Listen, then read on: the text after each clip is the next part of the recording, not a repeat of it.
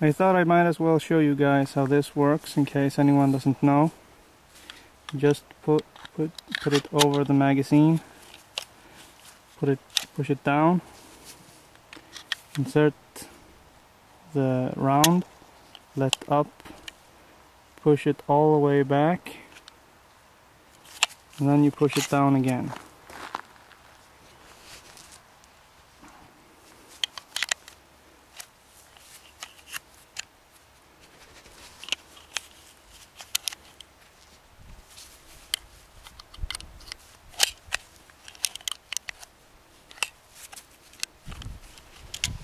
And again, it's good for those people with arthritis or something like that.